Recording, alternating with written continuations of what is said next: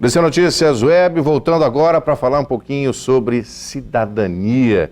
Essa semana é uma semana decisiva, né, para esse pleito eleitoral, onde a consciência de cada um vai ser colocada no voto. E para falar um pouquinho sobre isso, nós estamos recebendo o juiz eleitoral, o doutor Ariel Nicolai César Dias. Eu gostaria de, antes de mais nada, agradecer a presença do senhor aqui no DC Notícias Web, nesse momento tão importante para o país, doutor. Imagina, o agradecimento é nosso, em nome da Justiça Eleitoral, de ter a oportunidade de vir aqui trazer alguns esclarecimentos nessa reta final, quase em dia de eleição, né? Então, uma semana decisiva. Qual é a expectativa para esse pleito? Foz do Iguaçu, a gente até conversava, sempre se caracterizou por ter um pleito, ter uma eleição tranquila, doutor. Exatamente. Esse ano, né, alguns episódios nos deixaram preocupados, assim, em âmbito nacional foram uma série de questões, essa polarização toda, mas estamos trabalhando desde tempo para que tudo transcorra com uma certa tranquilidade e a nossa expectativa é essa. Acho que o período de propaganda aí vem transcorrendo, né, dentro de uma regularidade e a gente espera que até o dia da eleição e o dia em si, tudo transcorra bem como usualmente aconteceu aqui na nossa cidade de Foz do Iguaçu e Santa Terezinha, que também atendemos. Doutor, antes da gente falar sobre a questão da cidadania, que eu acho que tem um aspecto importantíssimo, a questão das urnas, já estão todas elas prontas? Elas vão ser distribuídas em que momento para cada sessão eleitoral? Na semana passada, na quinta-feira, foram feitas as cargas já de todas as urnas, que é o momento em que as informações são carregadas para dentro dos terminais, né, ali então com os números dos candidatos, fotos, enfim, isso tudo já foi feito. Depois tiveram as cerimônias de carga e lacração, que estão sendo finalizadas já. Até hoje está tudo pronto, hoje é o último dia para finalizar tudo, então ficam as urnas todas lacradas, prontas já para o dia da eleição. E aí elas serão levadas para os pontos de votação no sábado, na véspera da eleição são levadas para os locais, para as escolas e outros pontos. A gente fala dessa questão da polarização, mas é muito importante falar sobre cidadania, né, doutor? Porque o processo eleitoral é a cara da cidadania, ou seja, é ali que o cidadão insere na urna toda uma expectativa, né, de como o país, de como o Estado, de como o município, nas eleições municipais, enfim, mas é o aspecto de cidadão que está sendo ali no domingo que vai ser implantado, né? Sem dúvidas, acho que a eleição é o ponto máximo do exercício da cidadania, né? Na verdade, assim, às vezes o pessoal coloca, mas eu não gosto de política, não me envolvo. Na verdade, o homem é um ser político, a política faz parte da nossa vida. Em todas as ações, né? A partir do momento que a gente vai viver em comunidade, né, que a gente deixa de viver isolado e passa a viver num corpo social, a gente precisa de uma coordenação das atividades e a política faz isso através dos representantes eleitos, né?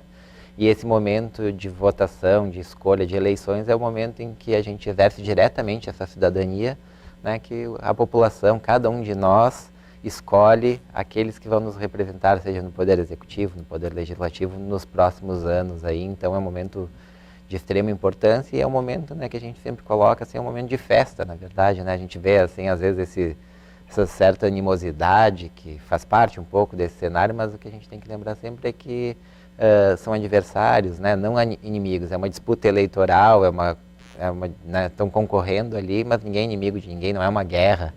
A gente está ali para cada candidato expor suas ideias, seus projetos de governo e cada um conforme a sua visão de mundo, suas concepções, fazer a escolha daquele que melhor acha que na sua visão de vida fará aquilo que é melhor para o nosso país, para o nosso estado, para a nossa população.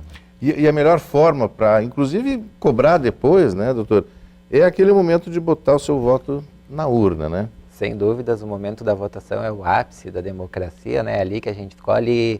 Vai lembrar que às vezes a gente pensa, mas o meu voto não tem importância, é só um voto. Na verdade, assim, a eleição é feita por uma soma de votos, né? Então, é esse um voto que faz a diferença, porque somado com outro, então essa união de votos que dá o resultado. Então, é sim o voto de cada um, né, de nós, cada cidadão que participa da eleição, o voto é essencial, interfere no resultado, contribui para isso, e isso é bastante importante, essa consciência de exercitar essa cidadania, né? O senhor falou de um ponto importante, a questão da consciência, ou seja, votar de forma consciente, ou seja, naquele candidato que realmente represente as suas aspirações, as suas esperanças, o seu desejo enfim, do que deve acontecer no país, no Estado. Isso é importante, né, doutor? Sem dúvidas, é importante cada eleitor, eleitora ir lá e, né, às vezes alguns já estão definidos, outros algum não, algum cargo sim, outro não, mas nesse momento assim, é importante sempre cada um votar por si, né?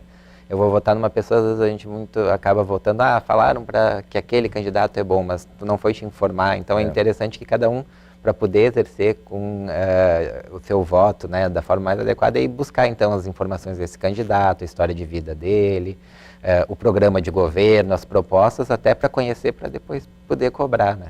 A gente fala nesse processo eleitoral, é um processo democrático, e a gente vê também um outro ponto importante, que é a participação cada vez maior do jovem, ou seja, no sentido de se preocupar e participar das decisões de um país.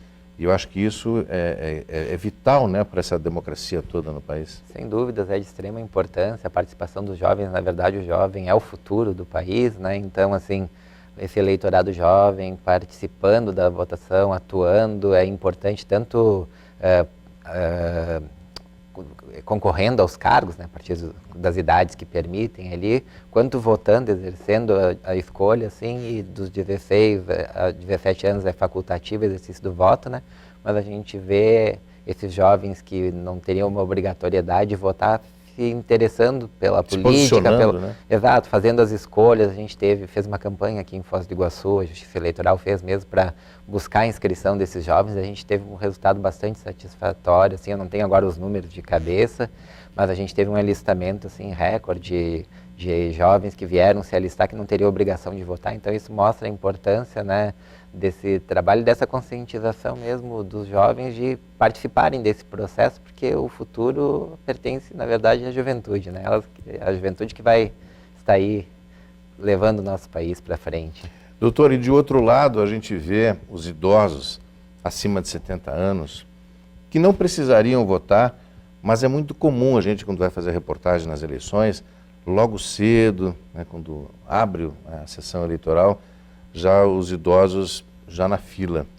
Isso eu acho que é a comprovação maior, né, desse momento cívico, do momento de responsabilidade, de cidadania, de alguém que não precisaria estar votando, mas faz questão de depositar o seu voto na urna. Exato, isso acho que é muito bonito, né? A gente vê essas cenas assim, em cada sessão eleitoral, em cada escola, a gente sempre tem essas pessoas na fila que muitas vezes vão lá até com alguma dificuldade de saúde, de locomoção, e mesmo assim fazem questão de se deslocar até as sessões, fazer o exercício do voto, e fazem isso com vontade, né? Nessas histórias a gente conversa com eles, eu nunca deixei de votar uma eleição, sempre tive presente, faço questão de estar aqui. Isso demonstra, na verdade, né, essas pessoas são pessoas que já têm uma história de vida, toda uma experiência e que materializam nisso a consciência da importância do voto, né? Então acho que esses idosos que exercem o voto, acho que são um exemplo para todos nós, né? Do aspecto técnico da votação, doutor, quem votou, ou melhor, quem não votou nas últimas eleições pode votar agora? Sem problemas, na verdade, assim, o que acontece, né? Quem falta às urnas, né, o eleitor tem a obrigação de participar, votar, não sei aqueles que o voto é facultativo, né, mas para quem é obrigatório, se não comparece, tem que depois pagar uma multa, se não justifica, porque pode não comparecer, mas justificar eventualmente, né, mas não compareceu para votar nem justificou, a pessoa recebe uma multa, mas pode votar na eleição seguinte. A única questão é que se teve 3 faltas não justificadas seguidas, aí o título acaba sendo cancelado e aí não consegue votar.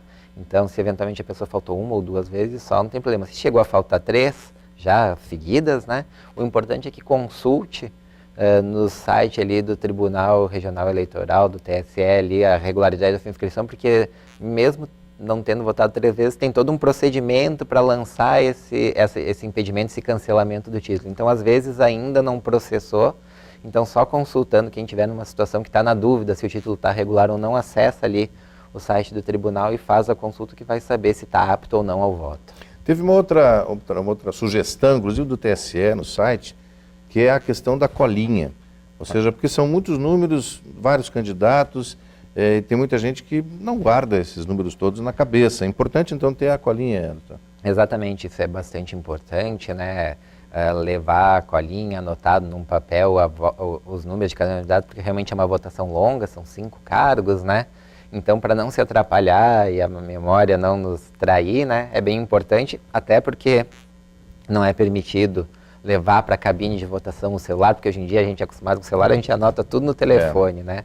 Então, é bom deixar claro isso, que isso não pode, né? Não, é proibido, na verdade, é proibido por lei, a lei já proíbe há alguns anos, faz tempo já, levar o celular para a cabine de votação, né? Essa proibição legal, na verdade, visa proteger o eleitor e o sigilo do voto, claro. Exatamente para que não seja cobrado depois do eleitor, né? Ah, mas mostra a foto em quem tu votou para te dar um benefício, ou eu coagi, pressionei, se tu não votar, vou fazer isso com a tua família, vou fazer... Aí, quero ver se tu votou ou não. Ele não pode nem ir para não ter esse registro, para proteger mesmo o eleitor, né?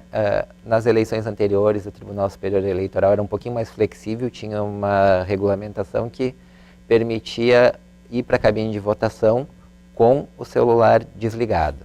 Agora foi aplicado com mais rigor a lei para essa eleição, e foi decidido lá pelo TSE que não pode nem levar para a cabine de votação mesmo desligado, exatamente para evitar o problema de às vezes o eleitor está lá com o celular e resolve ligar, e daí já cria todo um problema.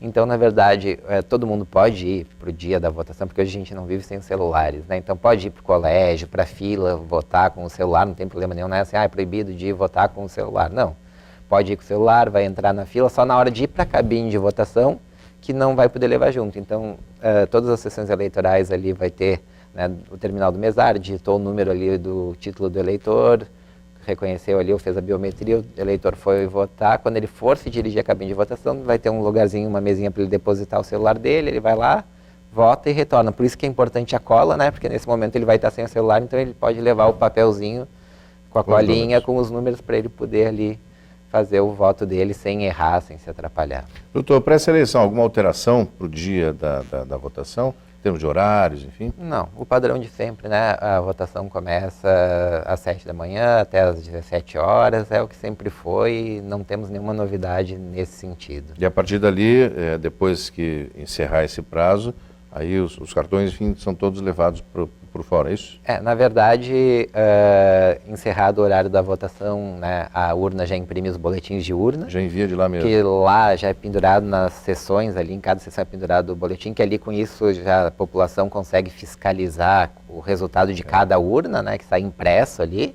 Esse ano uma novidade é que foi implementado também o boletim de urna, vai ser colocado na internet, então vai ter um acesso via internet que vai conseguir consultar já os boletins de urna de cada sessão de votação conforme saírem os resultados, e depois essas urnas ali, as mídias, são levadas para fazer a transmissão dos pontos de transmissão, né? Só que na verdade a transmissão é feita dos próprios colégios. Cada colégio, cada local de votação ali já tem um ponto de transmissão, então vai transmitir do próprio local, e depois de transmitida que as urnas vêm para a Justiça Eleitoral, para o Fórum Eleitoral, para serem guardadas. É uma previsão de uma agilidade muito grande. Estamos trabalhando bastante para isso, né? Que o resultado saia com brevidade. Doutor, eu gostaria de agradecer mais uma vez a sua participação no DC Notícias Web. A gente deseja um pleito assim super tranquilo em Foz do Iguaçu e no Brasil inteiro, né? Que o processo democrático sempre prevaleça.